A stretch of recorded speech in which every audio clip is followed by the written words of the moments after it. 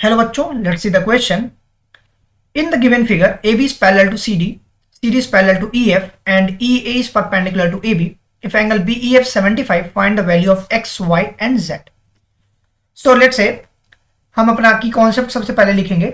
The key concept for this question is sum of co-interior angle. किसी भी co-interior angle का जो summation होता है वो 180 डिग्री होता है. This is my first important concept. If I talk about the second important concept, what I will write here, basically, that is,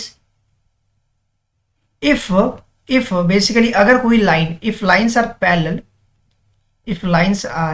अगर कोई line parallel है तो वहां पर corresponding angle exist करता है. Then corresponding angle exist. Basically उसके साथ अल्टरनेट एंगल भी एग्जिस्ट करता है, बट यहां पे अल्टरनेट एंगल की जरूरत नहीं. दैट इज वाई मैं अल्टरनेट एंगल नहीं लिख रहा, only corresponding angle. Let's write it.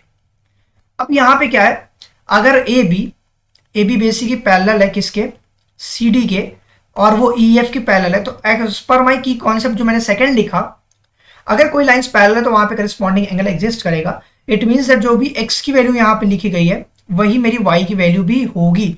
That means x will be is equal to y होगा because of the corresponding angle. ये दोनों आपस में बराबर होंगे corresponding angle की वजह से. अब now come to the second concept. अगर मैं बेसिकली इस पॉइंट्स की बात करूं, what I am saying, ये एक मेरा एक लाइन है. इस लाइन पे अगर दो लाइंस आपस में पैरेलल हैं तो वहां पे को इंटीरियर एंगल का समेशन 180 होगा. इट मीन्स दैट जो मैं y की बात करता हूं, लेट्स से अगर मैं y की बात करूं, लेट्स सपोज y की वैल्यू यहां पे हमें निकालना है.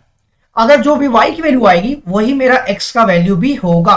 तो मैं क्या लिखूंगा, y प्लस 75, इन दोनों का समेशन 180 के बराबर होगा बिकॉज ऑफ द को इंटीरियर एंगल. को इंटीरियर की वजह से इनका समेशन 180 डिग्री होगा. अब मेरे पास y निकालना है, तो y निकालने के लिए मैं क्या करूंगा, 180 को माइनस कर दूंगा 75 से. That is what I am getting. This will become 105 degree. जो y की वैल्यू I 105 I, similarly implies that x is also is equal to 105. x की वैल्यू भी 105 डिग्री होगी. ये मेरा फर्स्ट पार्ट का आंसर हुआ जिसमें x और y निकल गया. अब मैं z की बात करता हूं.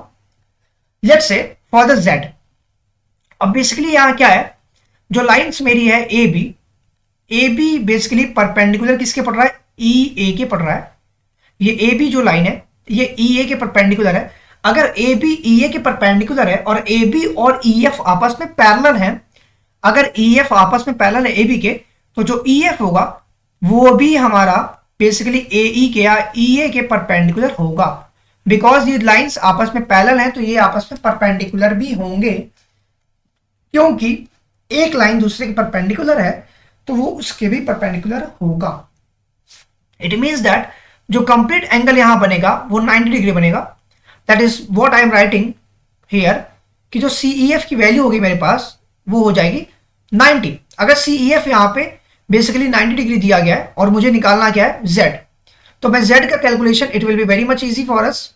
वो क्या करेंगे, यहां पे लिखते हैं क्या, angle E plus what I am talking about, इस एंगल की बात कर रहा हूं, इस एंगल, ये एंगल पूरा 90 डिग्री है. तो एंगल ई की वैल्यू अगर मेरे पास पूरा 90 डिग्री दिया गया है, I am talking about this marked sign only, मुझे z निकालना है. तो एंगल ई को मैं दो फॉर्म में ब्रेक कर सकता हूं, z प्लस एंगल 75. इन दोनों की वैल्यूज 90 के बराबर हो गई. तो यहां से मैं निकालूंगा कि angle z is equal to 90 minus 75, that is what it will become 15 degree. Okay, so this will be my required answer. In this way we can calculate our resulting points.